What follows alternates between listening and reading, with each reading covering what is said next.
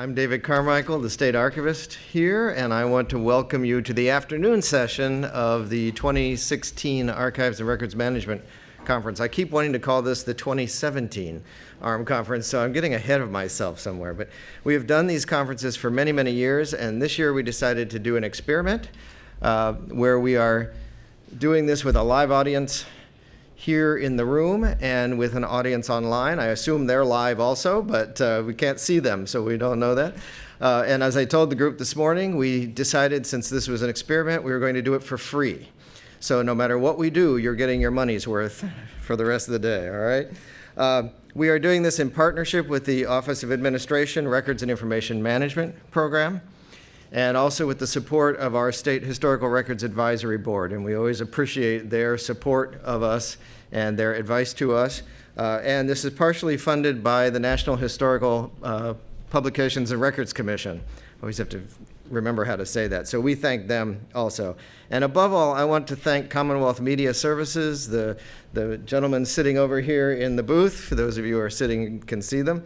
They got us the space and are doing all the camera work and the online work, and we really, really appreciate it. We could not do this without them. So thank you very much. And I said this morning, they're sitting over there doing the play-by-play, I think it looks like. So there are just a couple of housekeeping matters, and then I'm going to get out of the way and let Josh do the real talking. If you are online, there is about a 10-second delay between what's happening here and what you're seeing there. Should not have any impact on you, but just so that you're aware of that. And underneath my picture there, you should see a button that says Ask a Question, and we encourage you to ask a question. But there's about a 3-minute delay before that question gets here. So this morning in the session, we waited to the end, and then we read every one of those questions and we answered them. So if you ask a question, please do, but you'll have to be patient for the answer. It will come at the end. If you are in the room, would you please set your cell phones on stun and so that we don't interrupt the speaker while he's talking? And if you have a question during the time, you can certainly ask it, and Josh will just repeat the question so that people who are online can make sure they've heard it. We are taking some pictures today, and if you ask a question, you will be on camera. So if that bothers you, then I suggest that you move clear to the back of the room if you don't want to be in a picture, or if you don't want to be on camera, that you not ask a question. So I always am careful about that. So our session this afternoon is Archival Basics for Historical Repositories and Local Governments, and our speaker is Josh Stahlman, who is an archivist at the Pennsylvania State Archives. So he's on my staff, and he has 11 years experience as an archivist, and he has a lot of experience giving this workshop. He goes around the state and gives it at times. He began his career in the York County Heritage Trust, which is now the York County History Center, but he has a varied experience. He has done outreach, he's done arrangement and description, he's done appraisal, he's done conservation work, disaster preparedness work. So he's very good to teach this session because he's done everything that he's going to be talking about today, he will have done some of. I just want to say on a personal note that Josh is one of my many, many terrific staff people. I have a great staff at the Pennsylvania Archives, and Josh is just a rising star in archives, I think. So I'm very glad that he's going to be doing this presentation, and I will turn it now over to Josh. Thanks for taking it. All right. Thank you, David. As David said, I work at the Pennsylvania State Archives, and I'll back up the slide here. This is my contact information. We will be talking about a lot of material as we proceed here today. So please feel free to write down my contact information and get in touch with me afterwards. As David said, we encourage questions throughout the presentation as well. So the State Archives. I would imagine many of you may know what the State Archives is and where it is, downtown Harrisburg. It's the large concrete monolith that's right next to the State Museum, right? So the joke is we refer to it as the State Filing Cabinet, okay? Well, at the State Archives, it's our mission to collect, preserve, and make available the permanently valuable records of the Commonwealth. And some of the ways that we do that is we offer training, okay? And we believe that part of that mission to collect, preserve, and make available those records includes those historical records repositories across the state, as well as local governments, both county, municipality, and of course the state agencies as well. David mentioned the Archives Without Tears program. That is something that we do each spring. We go around the state and we try and reach out to small historical records repositories to be able to accommodate them with a basic level of archival training. That Archives Without Tears program is based on the American Association of State and Local Histories Basics of Archives. You can see AASLH on the screen here. That course is a 15 to 20 hour online course, which I encourage you, if you would like more information after this, you can certainly take the online course, or, as I said, in the spring we hope to offer Archives Without Tears again. Typically we do 2 per year, again, scattered throughout the state. So that course is based on the ASLH 15-hour course. That one is about 6.5 hours for the basics of archives, and then there's a second day with disaster planning, records management, and essential records. Today's course, obviously, we're going to sort of distill down to about an hour and a half. So again, there's going to be some things that I'm moving over kind of quickly. I know we have a mixed audience here today. There are some representatives of state government, some representatives from local government, as well as the historical records repository. So I really want to speak to those things that are going to be that common thread. And from giving the Archives Without Tears presentation, we know some of the things that we get the questions about most frequently. So that's where I'm going to spend most of my time today.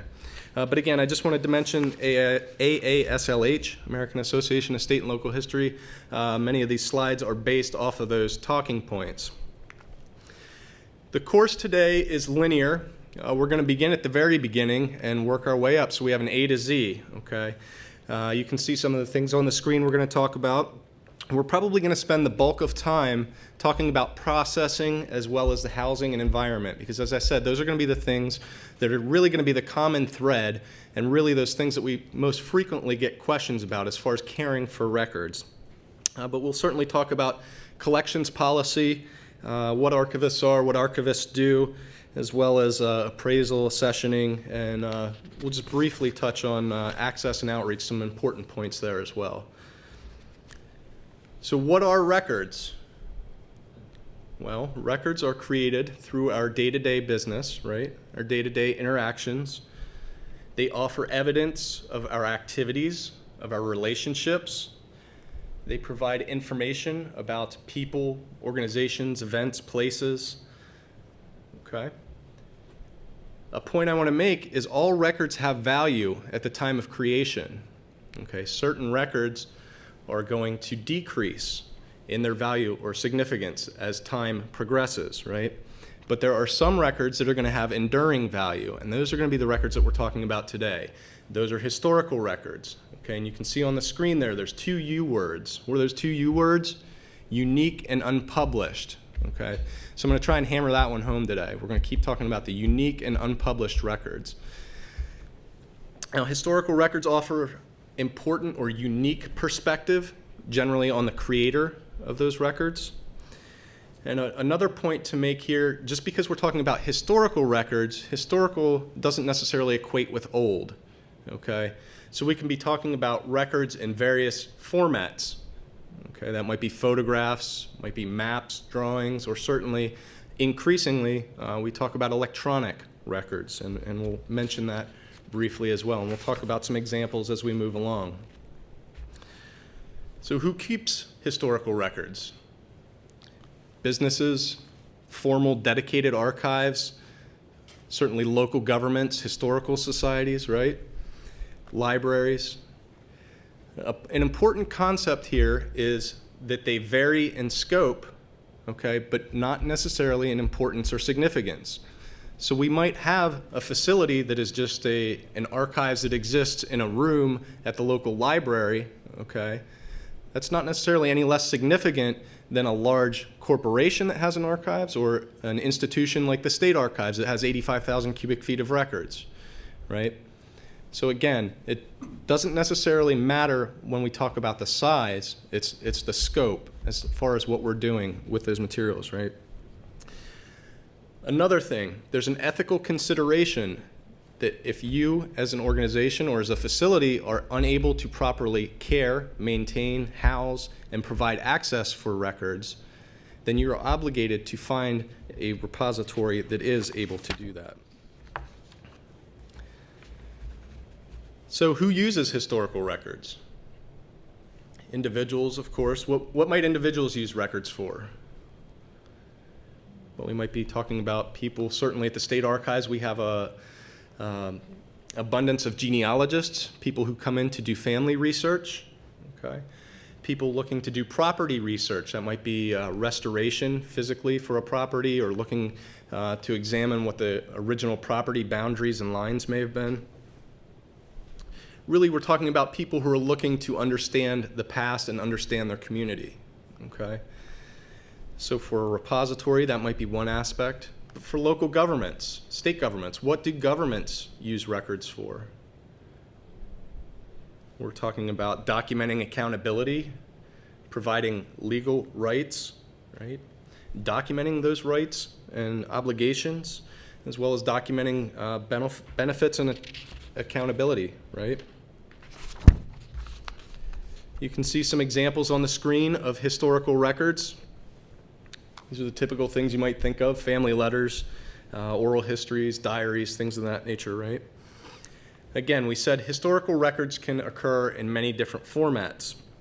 And I just wanted to mention that when we're thinking what are historical records, in a lot of cases we're talking again to the local government and the state government folks. A lot of times we have the records retention schedules, okay? We have the agency schedules, we have the Commonwealth schedule, we have the manuals for the local governments, right? A lot of times these are going to point out some of the things that we might want to consider historical records. Archives, the word itself has a sort of unique distinction of really meaning different things in different contexts, right? So we have three definitions here. Archives can really mean the records themselves, can certainly refer to the building or the room in which those records are stored, and it can also refer to the organization or program or agency that is actually responsible for implementing the care of those records, right? So what does an archivist do? Here's some of the things that we're going to talk about today, right? Typically, archivists wear many hats. Generally speaking, when we're talking about a smaller repository, there might be one or two people on staff, or it might be an all-volunteer staff in some cases. So one person might be responsible for all of these activities, whereas at a larger organization or facility or program, you might have things that are sort of siloed into programs where one person is responsible for appraisal, one person's responsible for reference and arrangement and description, and so forth and so on. But again, appraisal, what we're talking about here is basically making decisions on what materials we're interested in, what materials we want to take in, if there's materials that we need to weed through and get rid of. Arrangement and description is just what it sounds like. We're actually going through and organizing materials.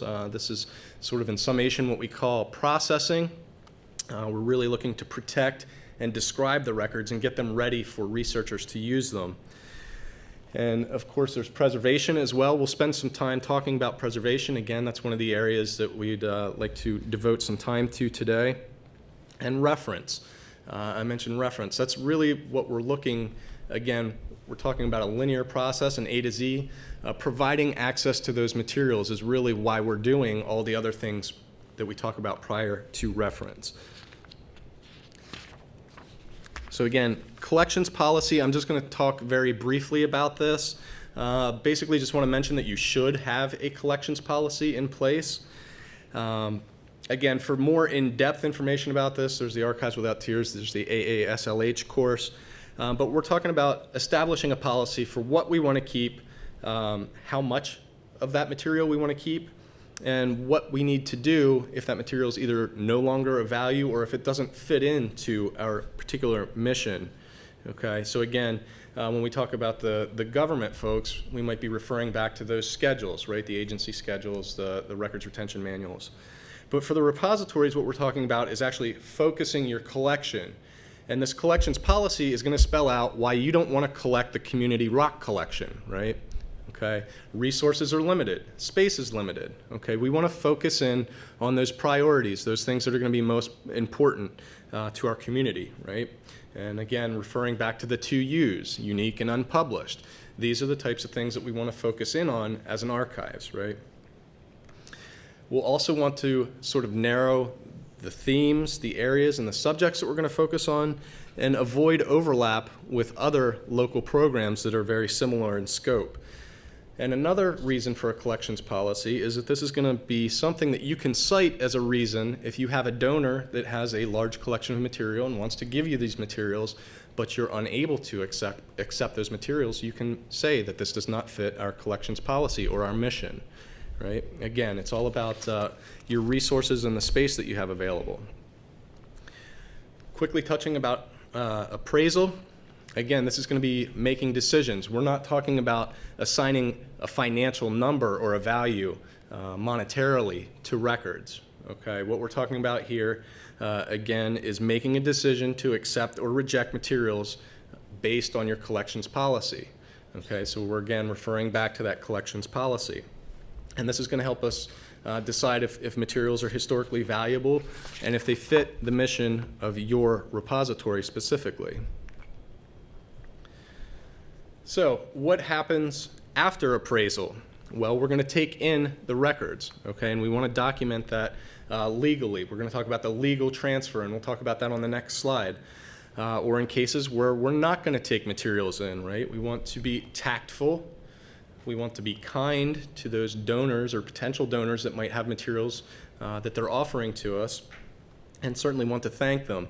Again, this is a good example of why we'd want to have a collections policy in place, because we can refer them back to the collections policy as opposed to just off the cuff telling them, no, we're not interested in something, okay? Sort of easing that fall, if you will. And another point is it's always advisable to refer things to another facility if you're not interested in them. If they don't fit your collections policy, maybe there's an organization half an hour down the street who would be interested in those materials and would be able to provide proper environment and housing for those materials. And as we talk about, again, the local government and the state agencies, the notion of disposing in your collections policy, if you have material that comes in that's duplicate material, you'll have that spelled out in your collections policy that you're able to either return that to the donor or dispose of it. Okay, and disposal, again, when we're talking about the government, we have procedures in place for that as well. But basically what we're talking about here as far as taking legal transfer of ownership of these materials, you can see there's 4 points on the slide here. Now you can see the first, and again, this is going to relate primarily to the repositories, but the first point there is a purchase agreement. And thinking about purchasing historical records might make the hair stand up on the back of some of our necks, but it does happen, and there are cases where it's appropriate, right? We might find materials online that fit our collection, or a reputable dealer might have materials that fit our collection. Certainly, we loathe the cases where materials turn up that belong in our collections and they're for sale. Okay, but that's a topic for another day. What we're talking about here today is if you do find material that you want to purchase, you just want to make sure that basically that the seller has clear ownership. Okay, and primarily we don't want to, as a repository, be pursuing records maybe that originated and belong at a local government office. Okay, so again, documenting the clear ownership from the seller, and we also want to make sure that we document that transaction if we are purchasing records, again, historical records. And this can be as simple as a well-documented receipt, or we can talk about actually drawing up a formal agreement if we're talking about, again, a records dealer or a vendor or something of that nature. We just want to have a paper trail showing that clear ownership. Okay. Now, deposit agreement, generally to be avoided. Okay. Does anybody have any thoughts on why I'd say we should generally avoid deposit agreements? Jean? You just would lose sense of who actually owns it over time. Absolutely. Absolutely. Jean said that we might lose the sense of ownership or be able to document and trace the actual ownership of those documents, and that's exactly right. In addition to that, what we're looking at here is we stash your trash, right? We're responsible for taking care of somebody else's material that actually doesn't belong to us. So we're sort of functioning like a bank, okay? And just like a bank, we have to provide proper housing, we have to provide insurance, we have to worry about fires and floods and things of that nature for these materials that don't even belong to us, right? Well, back to Gene's point, not having that clear ownership, okay, let's say we have somebody that's deposited something with us, okay, and we have that in our collections because it's something that's important and significant, and we think that this is something that we want. Unfortunately, that donor passes, and one of their heirs or offspring come, and they want to reclaim those materials. Well, let's hope that that was spelled out clearly before that event happens, okay? So we can see there's some issues that might occur when we talk about deposit agreements. And again, if it's a case where it's something particularly significant where it warrants actually going out on the limb to go for a deposit agreement, you want to make sure that you have these things clearly accounted in writing, right? So if somebody is going to pass, do those materials get transferred to you ownership-wise, or do they go back to the family, right? Just some things to think about there. An organizational transfer, I'm not going to spend a lot of time talking about. That's generally when we talk about the state agencies transferring records maybe to the state archives or local governments, things of that nature. A deed of gift. This is really going to be the primary mechanism for historical records repositories when we talk about taking that legal custodianship or ownership of those records. And what we're talking about when we talk about a deed of gift, we're talking about a signed document that outlines the transfer of those materials. Okay, and we're talking about the transfer of physical, so we're talking about the physical records, but we're also talking about the intellectual. Okay, so when we talk about copyright and things of that nature, we want to be sure that that's clear and spelled out when we talk about a deed of gift. So a deed of gift, it doesn't necessarily have to be long or overly complicated, but it should be concise and it should be specific.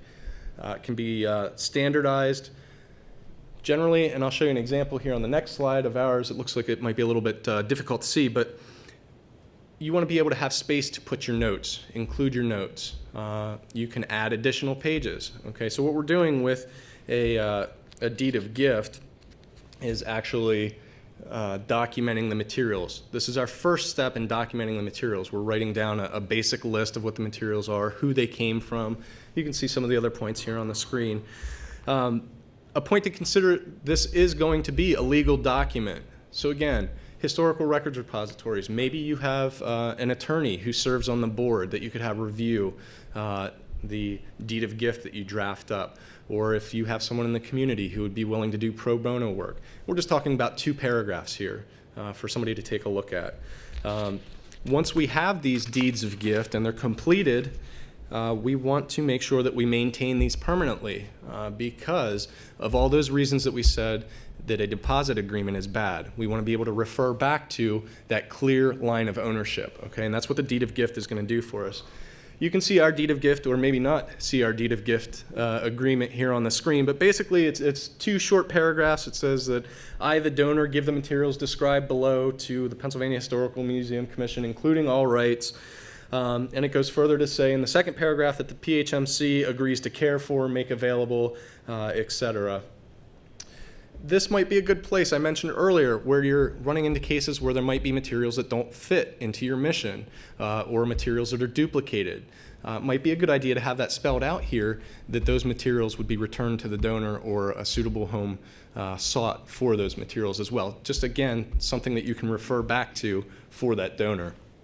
Excuse me. As I said, we're going to begin, you can see description here, we're going to begin describing the materials, listing what types of materials it is that we're taking in. Generally, when we have these forms, a deed of gift form, when we go out to collect material, we take 2 copies and we will ultimately have 2 wet ink signatures. Okay, so the donor, the representative from the state archives, they both sign in ink. The donor keeps a copy and the representative from the state archives keeps a copy. So again, just moving along, what we're talking about when we say accessioning, you can see on the screen we're establishing physical and intellectual control, but really what we're doing is we're documenting what we have, where it is, and how much of it we have, and we're going to talk more about how we do that. We need to establish an accession number. Okay, so again, this is more likely to relate to the local records repositories, right? Many cases, a historical society and archives may have a system in place already. And we're not telling you and we're not encouraging you to go out and change the system that you have in place. Okay? If you do have a system in place, that's great, stick with it. But if you don't have a system in place, you want to make sure that you're assigning a number for each thing that is coming in from a donor, right? So that's your accession. And an accession number can be as simple as starting at 1 and going up to, in our case, I think we're up around 8,000 or 9,000. Or you could do something, it's more common in the curatorial world where you would put 2016-1, and that's your first accession. The next accession you get with 2016-2, right? So what is an accession record? Well, we're documenting what the material is. As I said, we're providing a descriptive title. We're documenting who the materials came from, the amount of materials, if there's different formats, volumes, rolls of microfilm, photographs, things of that nature. We're going to note where those materials are going to be kept. And that's an important point here because we want to tie the accession record to the physical collections, right? And how we're going to do that is we're going to put the accession number on the physical collection. So then we can go back, if we're looking for a particular accession, we know that it's going to be marked physically and vice versa. All right, so that's sort of the basic stuff that I just wanted to get out of the way as far as background, right? Now we're going to talk about processing, okay? This is really the core of archival work and really how we do what we do as archivists, right? We're preparing records for access and for use and ensuring proper preservation. And we are at this point furthering our intellectual control over these materials. And we're going to start doing that through arrangement. Okay, we're going to organize the materials to reveal their significance. And there's two important points here, and I want to make sure that we understand these before we move on. The first is provenance. Okay, provenance comes from the Latin word provenere, which means to come forth. And what we're talking about when we say provenance is keeping the records grouped together by their creator. Okay. Who created those records? That's going to be your collection. Okay, we're not pulling things out because they might fit topically elsewhere. Okay, this is a distinction between an archives and a library. We're keeping things grouped by the creator. Okay, and it's worth noting that the donor isn't always going to be the creator. The next point you can see on here is original order, and this one's tricky. Again, not like a library. We said previously we're keeping things grouped by the creator. So now we're taking a step further to determine how the creator maintained or intended to maintain those records. Okay? And in some cases we might be talking about things like minutes or ledger books or things of that nature where the arrangement's fairly self-evident, right? But in other cases we might have to do a little bit of research, and we'll talk about that. This is just an example, sort of an unintended consequence, if you will, of maintaining original order. The reason that we maintain that original order is because it provides the researcher an additional layer of context, okay? And in this case, you can see that this is a death certificate from the Department of Health. These are records that we maintain at the State Archives. You can see the number up here, 92-162. Okay, so this is how the Department of Health files these records, is by that number. You can see poor Mr. Rode up here on October 18th, which is actually tomorrow, right? 8:30 a.m., he had the unfortunate demise of a fractured skull, okay? And we look at the next screen, and this is for Mr. Charles Hemler, who on the same date, at the same time, also died of a fractured skull, okay? It also says here that Mr. Hemler was a truck driver, and if we look back, the other gentleman was a worker on the truck, okay? The point here is if we would have pulled these out, in a library fashion where we would file things alphabetically by surname, where we'd file things by road and file things by Hemmler, we would lose that context that these two gentlemen worked together and had the unfortunate demise, apparently, of an accident, right?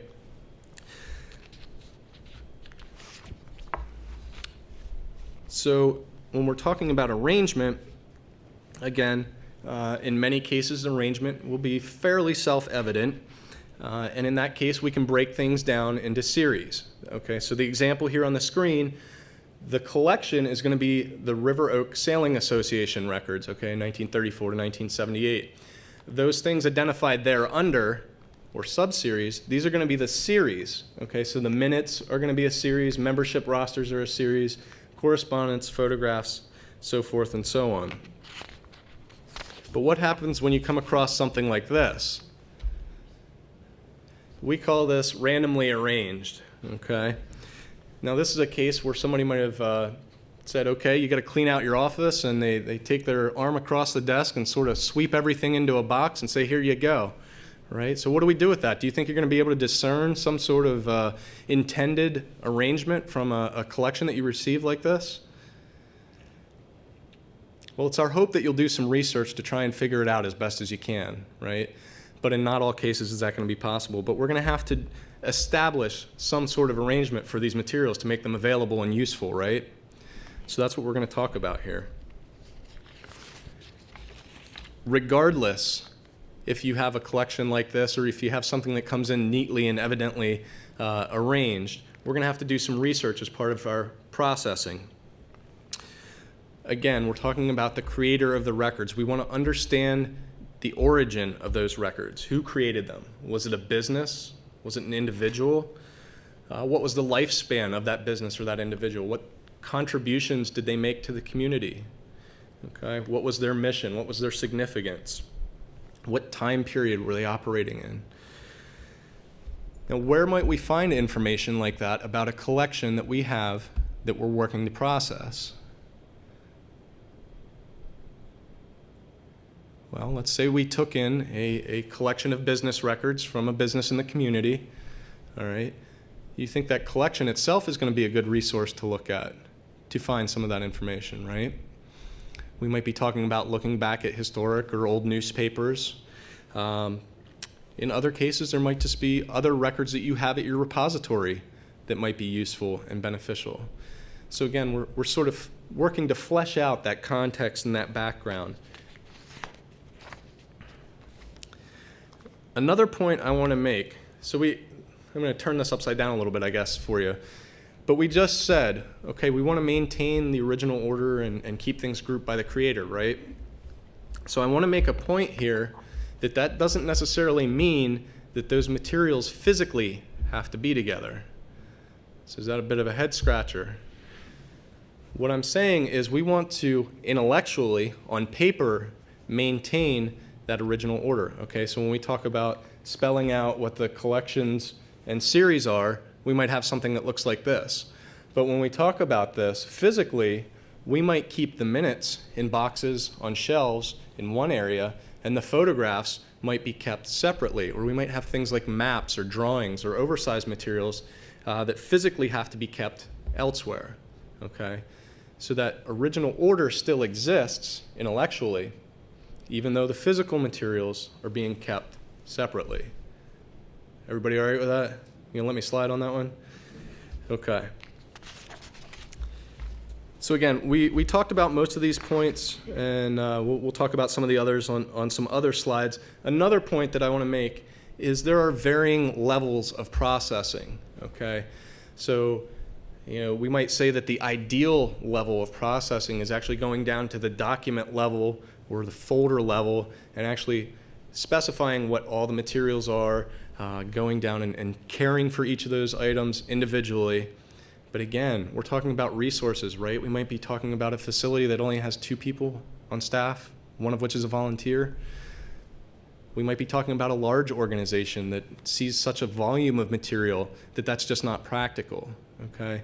So about a decade ago, there was sort of this notion that was put out, it was published, more product, less process. I always have to think about that one before I say it. where the concept really is we're doing triage of records to get them ready for people to use, okay? So we've sort of adopted a version of that ourselves at the State Archives in many cases, where what we're doing is carton level or container level processing, as opposed to going down to the folder level or the document level. And what that allows us to do is move through the materials, that large volume of materials that we have to deal with, and get them ready for the public to use. While we're doing that, we're not just throwing them on the shelves and saying, okay, that's good enough, we're done. We're making note of those things that are significant that might warrant going back and actually doing item level or document level processing. Okay, so I just wanted to make a distinction there and make it clear that, you know, if we have all the time and all the money and all the space in the world, you know, doing item level would be great for the researcher, right? Because then a researcher can look and see what you have without actually even going through and pooling materials. Okay, so then they can go right to the item that they want. But again, speaking to the practical, what we're talking about doing primarily at the State Archives, we do things at the container level. So we'll have a carton or a box, and we'll basically give a brief description of the materials contained therein, as opposed to going down to that item level. So we need to make a plan when we're talking about doing processing. And the reason for that is I can guarantee that nobody here is able to devote 100% of your time and attention to any given task without interruptions, right? So we might start working on processing some materials, and of course we're going to get interrupted and we're going to be pulled away for 2 days, 3 days, 3 weeks, whatever the case might be. When we want to go back to working on those materials, we want to make sure we know what decisions we've made. We want to make sure we know what types of materials we're going to need to begin housing those collections. And we'll talk about some supplies and formats and things like that. You notice I'm making a lot of distinctions here. So now we're going to talk about the difference between preservation and conservation. Okay, what we're talking about, what we're going to do is preservation. Okay, conservation is sort of a step up, a level up, if you will. It's actually actively pursuing treatment to documents or volumes or photographs or whatever the case may be, your collections. Typically, conservation work is very expensive, and you're probably going to have to seek the assistance of a professional. What we're talking about with preservation, we're just doing what we can to slow the degradation of the materials in our collections. Okay. Those materials we have in our collections, primarily organic, right? So they're prone to decay over time. We're just doing what we can to slow that process down. And generally what we're talking about is keeping things in proper storage containers and environment, and we'll talk about that. But the first rule of preservation is to do no harm. And then we'll move further to talk about handling. We want to handle things infrequently, right? We're talking about those unique, unpublished things. They may be old, they may be fragile, brittle, otherwise easily damaged. And we want to keep things where they belong in storage. We keep stressing the proper environment. Also say that the collections aren't social beings, right? We don't want to bring them out and let them hang out with everybody, right? We want to keep them where they belong, where they live, put them back in their home. And we'll talk about some of the reasons for that as we go on. No pens. I get some funny looks when we say no pens sometimes, but really when we talk about pens, you have issues where ink might run, might smear onto your historical documents, and certainly unintentionally or intentionally, history can be altered permanently with pens. So generally the mark of an archivist is the pencil behind their ear, right? So we generally encourage people to use pencils. And we'll talk about archival supplies. If you remember back in high school chemistry, we talked about acidity and alkaline, what's basic, what's neutral. So, over here we have acidic, and on this side we have what's alkaline or acid-free, and in the middle at 7, pH 7, we have the neutral, right? So that's basically what we're talking about when we talk about alkaline, right? We're talking about things that are acid-free or pH neutral. Lignin. What's lignin? Well, paper is made out of tree pulp, right? Wood pulp. Lignin is a naturally occurring fiber that is found in all vascular plants. Certainly trees are vascular plants, right?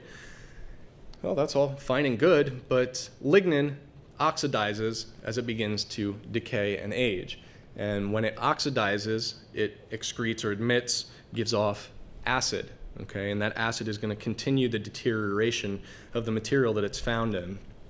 This is one of the factors that turns paper yellow, as well as contributes to paper becoming brittle. And if you have acidic materials next to your historic collections, that acid will transfer into those materials. So that's when we see, actually I don't know if buffered is on here or not, but when we talk about buffered or alkaline materials, what we're talking about is something that's beyond that pH 7 to the other end. So it's able to absorb some of that acidity and still remain okay to house your collections, okay? Now again, costs are a consideration, resources. We talk about proper archival storage. Generally, these products are expensive. So if we can only buy certain things, we don't have a lot of money to spend on our materials, you want to buy those things that are going to come in direct contact with your collections, okay? So primarily what we're talking about is going to be folders, acid-free folders. And we'll talk about some of those sizes and variations as we progress here. But again, those things that come in direct contact. Talk about boxes. Again, we have acid-free and buffered boxes. So you take your acid-free folders, that's your first line of defense. You put your materials in the acid-free folders, and then you put them in the acid-free boxes, cartons, whatever the case may be. That's going to provide an additional layer of defense, both from ultraviolet light, from dust, from dirt, from pests and rodents, and believe it or not, even from water for a little bit, by a couple minutes. Mylar, basically a trade name for a special polyester that we can use for, again, the ideal enclosure for photographs.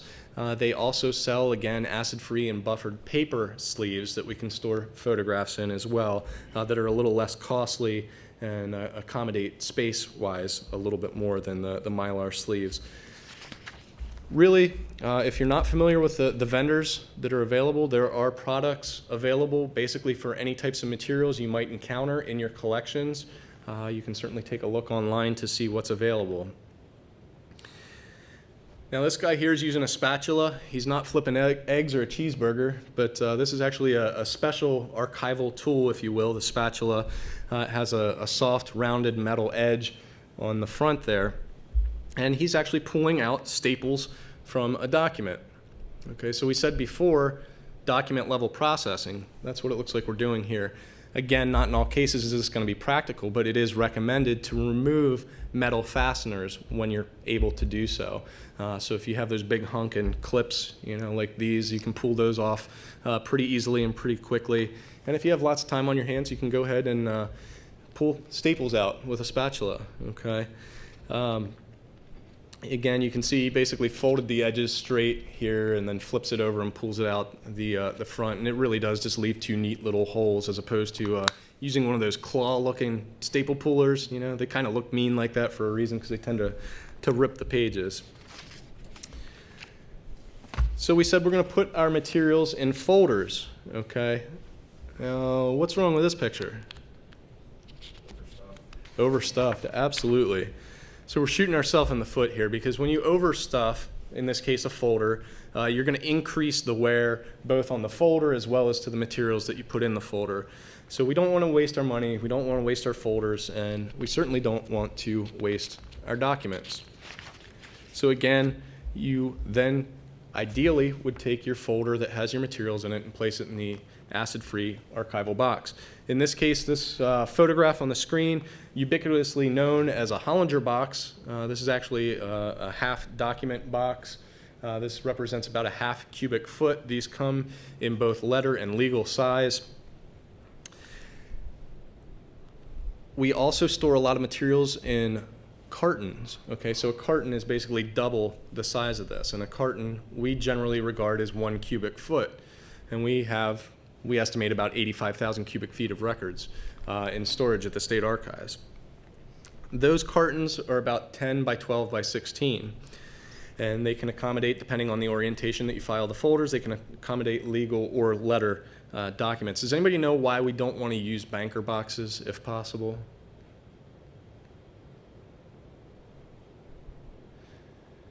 They're generally pretty big, right? They can be up to 25 inches long. Okay, they're generally not acid-free. Okay, something 25 inches long. When we're talking about this 10 by 12 by 16, the number that people throw around is, generally that's going to weigh about 40 pounds. So when we talk about something that's even larger and longer, we're increasing the weight, okay? And it also isn't generally going to be something that's going to fit well on your shelving, okay? Again, we have a box here that I would argue is a little bit over full. Conversely, you don't want to have boxes that aren't full enough, because then your folders are going to sort of fold over and the materials that are in them are going to fold over, and that's not good for them either. Bound volumes, again, generally, if possible, we want to remove any metal fasteners that we might come across on our bound volumes. How many people here have worked with bound volumes and then you put the bound volumes away and you notice you have this stuff all over your clothes? Okay, that's red rot, right? So we all are well acquainted with red rot. Generally, it's recommended that you can dust that off with a fine bristled brush before placing those materials in your storage collections. You can see the example here on the screen. These volumes are stored vertically in condition, or in cases where the spine is in good condition. That's a perfectly acceptable and recommended way to store those volumes. If you have volumes that the spine is in poor condition or broken, generally we recommend that you store your volumes flat, and these can be flat on the shelves themselves. They can be placed into special boxes. Again, there's oversized boxes to accommodate these types of materials, and you can see the crease here, or the actual separation. This is called a drop front box. That tab actually folds down so you can actually pull the material out. There are also phase boxes that are available that you can purchase for rare or particular cases for books where they actually encapsulate the volume with cardboard and then it's tied closed. Again, these boxes are going to be expensive. You can buy acid-free paper and wrap your volumes in acid-free paper. That's going to give you a little bit of protection as well. And we talked about storing things separately. Okay, so we might have cases where we have large materials, whether it's maps or drawings or other oversized material. Generally, we want to group these and store these together by size, okay? And again, there are products available for storing these. There are large acid-free folders, bigger than I can stretch my arms, okay? So you can accommodate architectural drawings or maps and things of that nature. Ideally, we want to store these large oversized materials in metal flat file cabinets. Okay, but metal flat file cabinets are expensive and they take up a lot of room. Not always practical. Not ideal, because we want to store things flat, right? But we can see these drawings that are rolled up here, and I would certainly encourage that type of storage over just throwing them in a closet somewhere, right? And they do sell acid-free archival tubes like this that you can purchase, and this is actually a fairly decent way to store materials. We might come across, again at the repository level, scrapbooks. Tend to be a frequent thing. Some people might say it's the bane of a historical records repository, and the reason for that is because these tend to be on very acidic paper. Okay, and not only that, but these photographs on here of your great-great-grandfather might have some wonderful information written on the back of them, but somebody slathered the heck out of them with glue and stuck them on this acidic paper. And what do? Well, what did we say? We said the first rule of preservation is to do no harm, right? So we need to balance some things here. How important is that information on the back of those scrapbooks? Generally, it would be advised to scan those materials, create high-quality digital reproductions. And if you're going to go any further than that as far as trying to get those images off there, that's on you. But I've heard it can be done. Again, we want to do no harm, so we're creating a scan of the original and then storing the original in those proper containers that we talked about. Newspaper clippings. Generally, there's no reason to keep newspaper clippings because, again, they are very acidic and that acid can transfer into your other materials. We recommend that you copy and destroy news clippings that you would want to keep in your collection. Of course, there's an exception to that. If we have the newspaper of Lincoln's assassination with the black lines around it, go ahead and keep that. You might want to buy a nice box and some folders for it too, right? But generally speaking, when we talk about historical societies and things like that, where we might copy or keep obituaries and things of that nature, it's perfectly acceptable to copy those materials and destroy the newspaper clipping. Microfilm, we generally want to keep in a cool, dark area. What we're talking about there is primarily 65 degrees, around 35% relative humidity. Similar for audiovisual materials, about less than 65 degrees, less than 45% relative humidity. A big consideration there is that we want to avoid magnetic disturbances as much as possible. All right, so we're doing this work with these materials, right? Well, how's anybody going to use them? Well, we need to create some sort of finding aid for those materials. And when I say finding aid, what I'm basically talking about is a roadmap to the collection or an index to the materials, something that's going to allow people to come in and be able to find things. This can be on paper, can be as simple as a paper document. Up until 4 or 5 years ago, we maintained our finding aids on paper. Fortunately, we've moved forward to keeping them electronically. They're now available online. But it can be as simple as an Access database or an Excel spreadsheet, depending on the size of your collections. And there's certainly software vendors as well that make materials specifically for that purpose, software specifically for that purpose. But generally what we're talking about, your basic information, title, dates, collection number, description, and location. So does that sound familiar to what we were talking about earlier when we were talking about accessioning, right? So we sort of started that process, and now we're taking it a step further. So we talked about the research, right? We were researching the origin and the creator of those records, and one of the reasons for that is we want to be able to provide this context for researchers. So, for example, if you take in a collection from someone who was politically active, okay, you might want to document the issues that they were known for, right? What was their affiliation and their years active, and what types of things were represented. Of course, we want to talk about the types of materials, the formats. Again, are we talking about volumes, drawings, audiovisual materials? What types of materials are we talking about? How's it arranged? That's one of the things that we talked about. We want to make sure that a user is able to come in and efficiently find the materials that they're looking for as best as we're able. Do you have dates that collection covers that are missing? Okay, so maybe we have something that goes 1891 to 1896, it stops in 1896 and picks back up in 1901. We want to make note that there's a gap here, that there might be some information missing. And certainly we want to do our best to avoid restrictions where possible, but there are some cases where we might have to place restrictions. And again, we want to make our users aware of that. We talked about container listings. Here is an example of a container listing. This just shows box 1. This, again, is at the folder level, so it shows that you have minutes from certain dates and what those dates and those ranges are in each folder.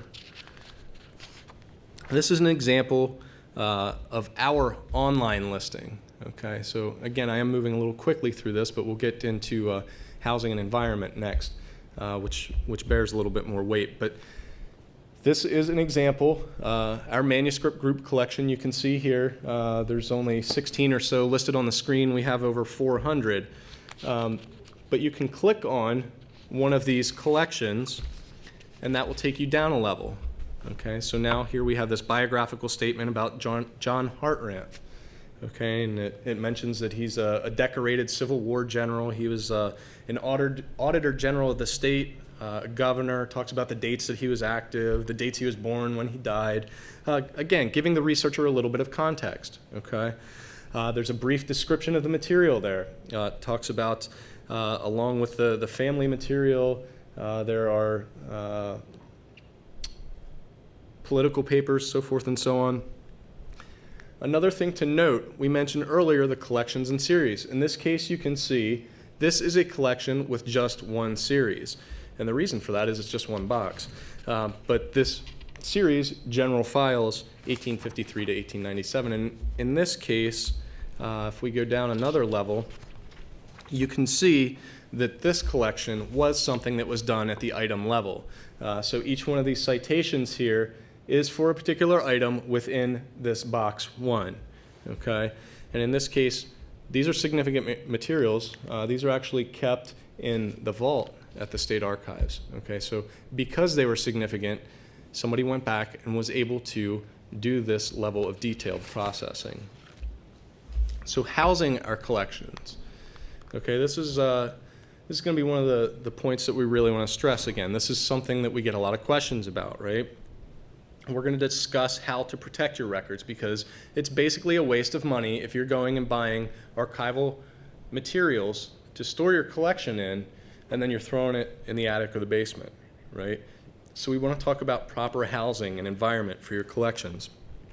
We're going to talk about evaluating and improving your building and finding a balance between the ideal and the reality, okay? We realize that we can't always achieve that ideal, but what we're talking about is finding the safest, most practical means to preserve those records. So we're looking for first priorities here, right?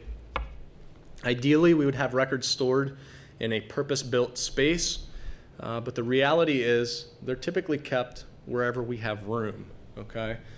Might be a little bit less than ideal. We might have outdated mechanicals. We might have a faulty HVAC system, okay?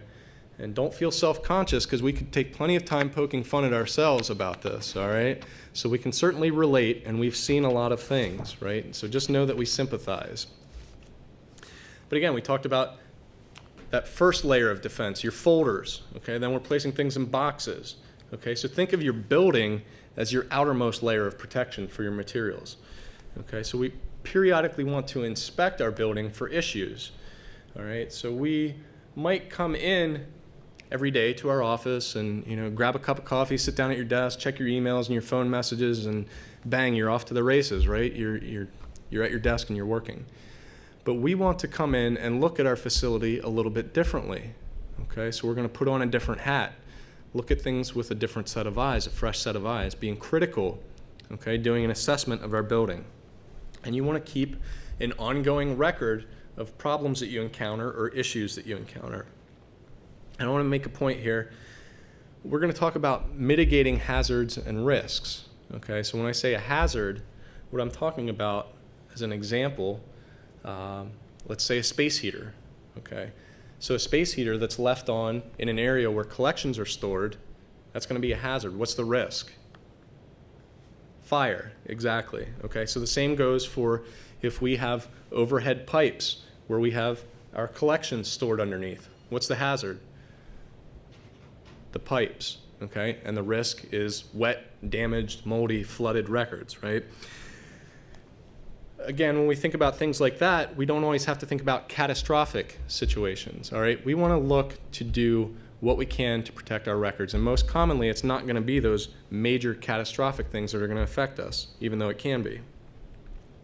It can be as simple as moving something, and I say that, but it might not be simple to move things, okay? So the step towards mitigation might be taking materials that you have and moving them out of the basement into an office space, okay? But we might not have space available.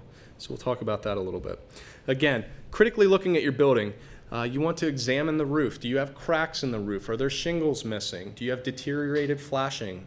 Do you frequently encounter standing water with your roof? Damaged gutters and drains? The exterior, do you have missing siding or cracks in the walls? Do you have moss growing on the side of the building? These might be indications that you have water issues. Just like inside the building, we want to look for those pipes and the plumbing issues that we might run into. Are there water stains on the ceilings? Do we have issues where there's mildew or mold that's evident? Again, certainly cracks and other structural issues like that. And do we have evidence of insects or rodents? Okay. So again, what we're doing is we're taking a critical look at our facility to identify some of those things that might be an issue, that might cause problems for our records, right? So storage areas. So who here wants to throw stuff at me when I say you're not supposed to keep things in the attic or in the basement? We've seen it. You know, it happens a lot. As I said, you know, it's a convenient place to store things because it's out of the way, but it's not a good place to store things. Okay, and the reason for that is attics are hot and they're high in humidity in the summer, and they're cold and they're low in humidity in the winter, okay? If you have roof leaks, think about things common in Pennsylvania, things like ice damming. That's going to be the first place that the water gets to, right, is the attic. It's also generally considered a fire hazard to store records in an attic. Basements, conversely, are going to have generally high humidity. So we're going to be looking at things like records warping, or even worse, we might run into cases where we're dealing with mold, and I'll talk a little bit about that as well. Basements also tend to be pest friendly, right? And what do we know about water? What does water do? Finds the lowest point, right? So your basement's generally going to be your lowest point. So as I said, I know not in all cases can we get records out of those situations, right? So what types of things can we do to better that situation? How can we get records 4 to 6 inches off the ground? Shelving units, that's going to be the ideal. We'll talk about that. What's something inexpensive, something we might have sitting around? Pallets, exactly. If you can get those records 4 to 6 inches off the ground, you're going to buy yourself a good deal of time if you're going to encounter flooding.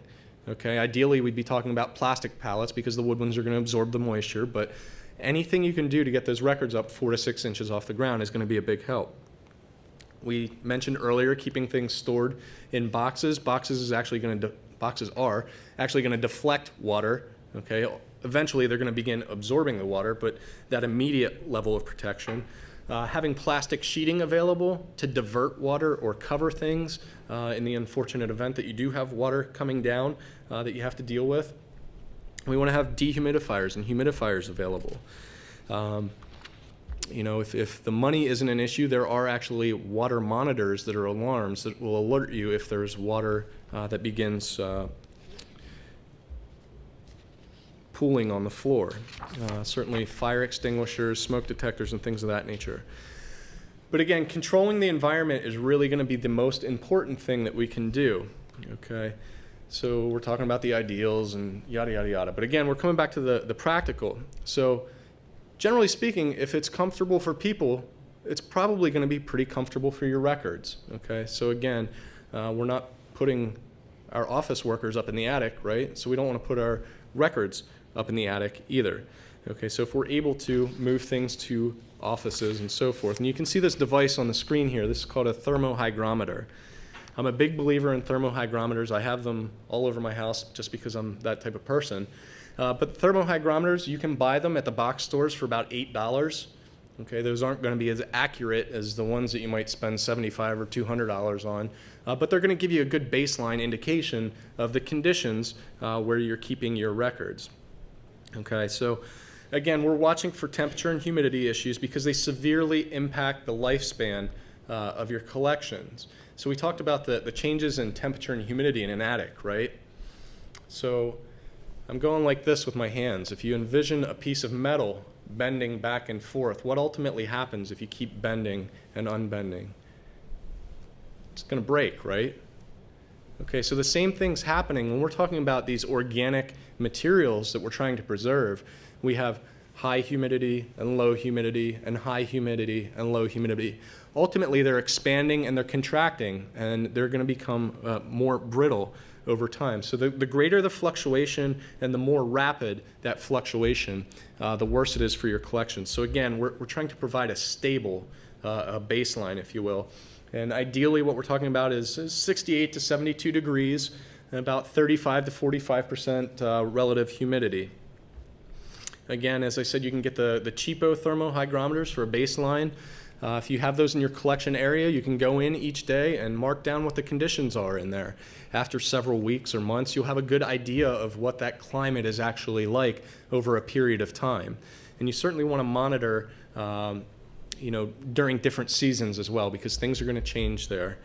So again, we're striving to have that stability as best as possible. There are thermohygrometers, as I said, that are much more complex and expensive. There are units that can actually remotely give you graphs and charts on your computer. If you have money for those, that's great too. It's going to give you that instant gratification, if you will. One of the main reasons that we want to worry about temperature and humidity, though, is when we have conditions sustained at 75% relative humidity for extended periods. Does anybody know what we're going to be looking at? Mold. That's absolutely right. And, in another talk, we talk specifics about mold, but generally speaking, what we're talking about here is the mold that affects collections most often. It's actually called Deuteromycotina. Yeah, I said that right. But anyway, it's xerophilic. And what xerophilic means is that it doesn't actually need to be wet with water for that mold to activate and grow. It absorbs moisture through the atmosphere. Okay, so that mold is feeding on your organic material, and that organic material is also absorbing the moisture in the atmosphere, so providing that moisture for the mold. So again, we really want to avoid humidity above 75% for extended periods, whether that's a week, 2 weeks, 3 weeks. You can start panicking, okay? Because when we start looking at mold, then we really look at some big issues with our documents. Other environmental considerations, we want to avoid UV exposure as much as possible. This can be sunlight, but it can also be the ultraviolet lights that you might have in your office. They do sell sleeves to filter that ultraviolet light when we're talking about the tubes and things like that, but more frequently we're seeing the incandescent lights being replaced by the UV bulbs. Fortunately, now we're moving away from that even to LED. But again, just avoiding light in general is advisable. Keeping things in boxes and containers is going to be helpful there. If you have a space where records are kept that you have windows, just covering the windows is going to be very helpful. Keeping the lights off or at a lower level in storage areas is going to be useful. And one of the big things is you don't want to display originals, okay? Particularly on the south-facing wall in front of the big bay window, right? Because those original materials are going to begin to fade and decay given that exposure to the light. And this day and age, it's very easy and inexpensive to get a high-quality reproduction made of something from a scan. Fire protection, you want to be sure that you have appropriate smoke detectors and fire extinguishers. Given this training over the years, we encountered somebody. They actually said that the fire department came in and thought that the fire extinguishers mounted on the wall were part of the exhibit. Okay, so we don't want that to be the case. You want to make sure things are up to date, currently charged. Okay, and when we talk about smoke detectors, whether they're hardwired or battery powered, we want to make sure that they're operational. And of course, we talked about examining for water damage. Big one's going to be checking your gutters, your downspouts and drains. And we really want to examine the storage areas critically, okay? So again, we talked about mitigation or taking action, all right? So we're not able to move these out of the basement and put them in an office, but we have this skid available or this pallet available out back. So, okay, we can put these up on a pallet. And I see we have a question here. Go ahead, Tyler. Yeah, we have a question from Beth from Laurel Hill Cemetery. And she asks, is there a temperature that is considered too low for an archival space? It depends. Practically speaking, I don't think we're really going to be facing an issue looking at a condition that's too low. But generally, I would say no, not really as far as temperature is concerned. But the problem there is going to be that the humidity is directly linked to the temperature. So when we're looking at lower temperatures, we're also going to be looking at lower humidity. And that's going to be the issue that you would face with the lower temperatures. But there are actually cases for freezing records and documents where we're talking about storing them in frozen conditions. So generally, the lower temperature is not going to be the issue. It would be the lower humidity that would be of concern in that case. Thank you, Tyler. But again, we mentioned the mitigation. Okay, so we're taking action to prevent risks. As we said, sometimes we're not going to be able to do anything, so we're engaging in what's called acceptance. Okay, and acceptance isn't necessarily resignation because we've taken a critical look at the situation. Okay, we've acknowledged and identified that there is a situation, even though we're not able to maybe move things out of the way or get them up off the floor. Storage equipment. Ideally, we want to look at heavy gauge, 18 gauge steel with a baked enamel finish. Again, I don't want anybody throwing anything at me, but we shouldn't really be keeping things on wood shelving if possible. The reasons for that is wood's acidic, it off-gases, it attracts moisture and insects. If we're dealing with wood shelving, it's best to have that finished with a latex or urethane or some type of enamel, again, to avoid those issues with moisture and pests and acidity. Structurally, when we talk about shelving, all right, we're talking about metal shelving. We said earlier we're looking at boxes that weigh 40 pounds apiece. Sometimes people might not take into consideration the weight that needs to be borne out by a floor in a structure when we're talking about shelving. Generally, we recommend that shelving is bolted to the floor, it's secured, it's braced on the side and the back. Generally allow for adjustment to accommodate different sizes of storage containers. Something else we might not think about, keeping shelving 12 inches from exterior walls. And the reason for that is to promote circulation and avoid the moisture that is going to collect at those exterior walls. Again, ultimately hoping to avoid mold issues. We talked about cabinets, steel flat file cabinets. Again, expensive, but maybe we have a local business that's closing or some other arrangement where we were able to obtain those types of materials inexpensively. And I'm going to move quickly here because I want to allow time at the end for questions, but we'll talk about some other points here as well. So collections must be secured physically. Obviously, we talk about locks on the doors. Generally speaking, most burglaries happen through doors, so we want to make sure that doors are kept secured and locked. Deadbolts, obviously, are going to be the best situation there. Securing windows. We want to have alarm systems so that the police and fire responders can be notified immediately if there is an event when nobody is around. Cameras, we want to make sure that we have cameras on site as well. The point I want to make here, there's two things. We'll talk about call slips in a couple slides here, but I just want to talk about no unsupervised research. Okay, that's sort of one of the golden rules when we talk about archival principles and practices. You know, you might hear about this facility where they have all these records stored up in the attic, and somebody's coming in to research a book and they just go up in the attic unattended for days at a time working through these materials. That's not what we want to hear.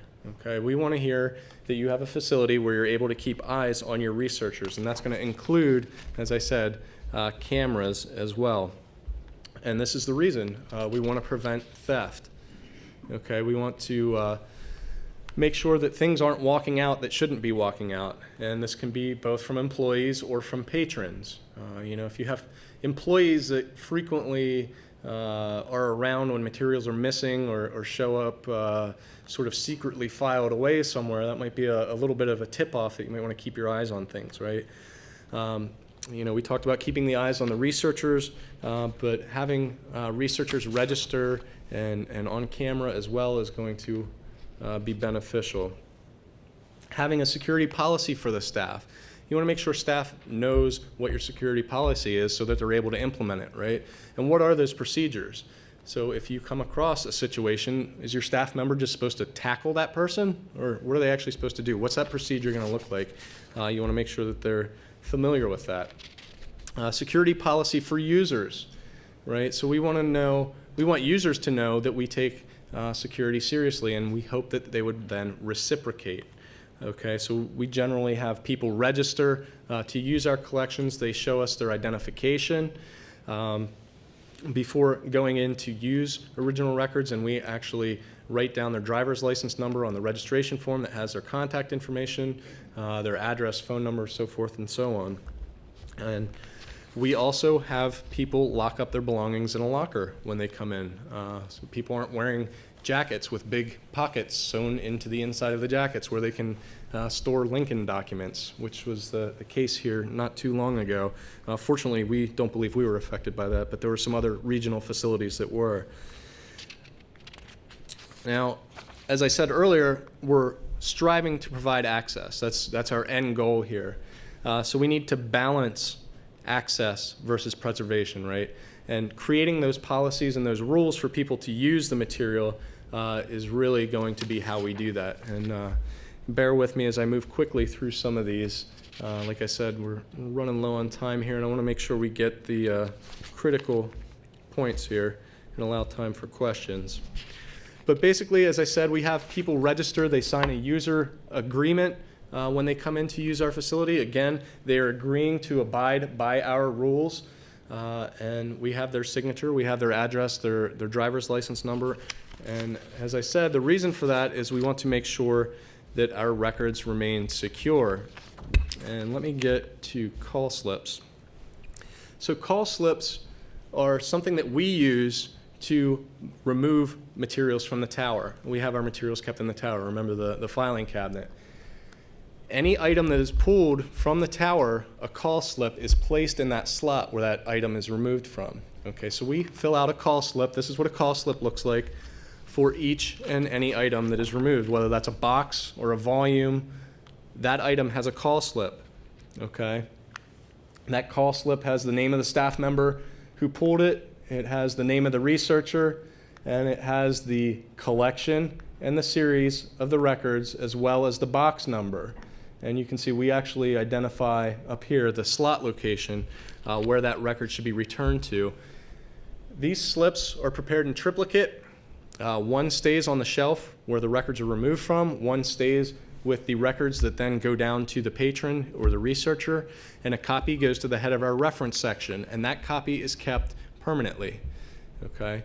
So if records from that collection turn up missing, we can then go back and look and see who last used that collection. We also have a seat number or a desk location on here. We have cameras in our search room that are focused on each of those desks or seats, so we can see if anything happened at desk 7 on that date while that person was using those records. Again, moving quickly here because I want to allow time for any questions. Just a quick review. We're talking about unique, unpublished resources, right? Accessioning materials is actually taking legal and physical control or custody of materials. We want to, did you have a question, Tyler? Oh, sorry. We want to maintain original order where possible, and of course we're trying to preserve these materials, so we want to handle them as little as possible. Again, AASLH offers a 15 to 20 hour, that's how they couch it, 15 to 20 hour online course of this material. As I said, any one of these topics we could have and often do spend several hours talking about, so there are some important points maybe that we just sort of touch the surface on. There is this online course available as well as Archives Without Tears, which we will hope to be doing again this spring. We usually do 2 of the Archives Without Tears, and we'll try and get information about that out to you as well. So, are there any questions? Yes. So, suppose you have a situation where you have not been able to store your records in the best possible way. Sure. So you get the flood damage or the rodent damage. Is there some place that you can go to get the best practice for what you can do to best recover your records? Okay, she asked if you have collections that were affected maybe by water or insect or rodent damage, how can you find out how best to deal with that? Well, again, day 2 of the Archives Without Tears, we talk about disaster planning and disaster response. So that's one of the things that we work with there. There are also a number of vendors throughout the state who are able and willing to take your money to help you with those materials. But they, the vendor to fix it. Right. She said, obviously, if you don't have the money to store it, you don't have the money to repair it. In addition to the Archives Without Tears being a resource, there are, it's the Northeast Document Conservation Center offers leaflets on how to deal with situations like that.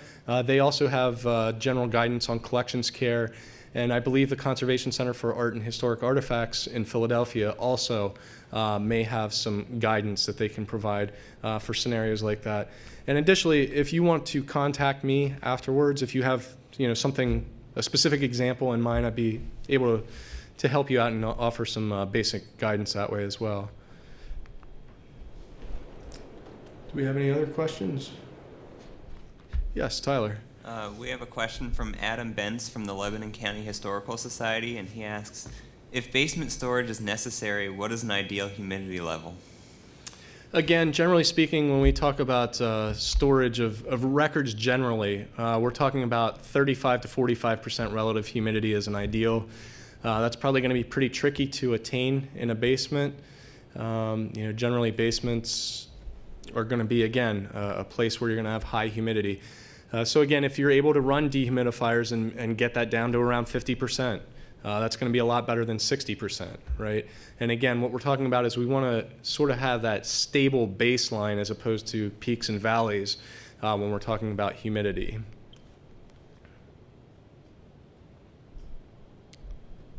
We have any other questions? Yes, Tyler. I have one more from Tracy Martin from Center County, and she asks, I work for the Senning County government. We store files for multiple county government offices. Where can I find the best resources for working in records for county government?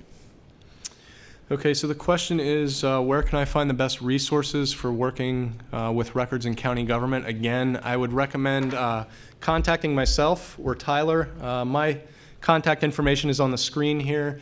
Again, I work in the Record Services Division at the State Archives, and one of the things that we are tasked with is assisting local governments with the care of their records, whether that's dealing with records retention or, again, talking about environmental issues. We'll be glad to try and answer those questions as best as we can. So please feel free to shoot me an email or give me a call. Yes, we have one more. One more question from Lebanon County. Could you offer some brief recommendations on photo and negative storage? The question is brief recommendations on photo and negative storage. We briefly mentioned earlier storing photographs in polyester or mylar sleeves. One of the reasons for that, let me back up. So storing in plastic, okay, can be sort of a touchy thing. We don't want to keep things in PVC. PVC is a very bad plastic. It off-gases, it decomposes and becomes slimy and sticky, and it's not good for your stuff, right? Also, in the 1960s, there was the idea of actually laminating materials in plastic. That's not what we're talking about here. That's not a good idea. That a lot of archivists and conservatives cursing that whole notion these days. But again, storing things in mylar or polyester sleeves that have pockets where those materials are still able to breathe, acclimate to the environment around them. As I mentioned earlier, there are also archival sleeves that are paper that you can store photographs in. Photographs can also be stored in acid-free folders. Depending on the volume, it might be practical to have the photographs, again, standing on end in a folder, your acid-free or your buffered folder, and then placed into the containers as well. Generally, the same principles as far as temperature and humidity are going to apply. We might be a little bit more sensitive here when we talk about high humidity. We want to avoid certainly the emulsion on the photographs or the negatives sticking to whatever material we have them in, as well as certainly avoiding contact with water as well. But again, keeping them in cool, dark storage, and particularly for photographs, you're going to want to make sure you're avoiding that ultraviolet light because that's really, in particular, color photographs are going to be susceptible to fading when we talk about that type of exposure. Any other thoughts, questions? All right, well, I thank everybody for sticking around and staying awake this afternoon. And like I said, if you have any questions, please feel free to email me or give me a call. So thank you.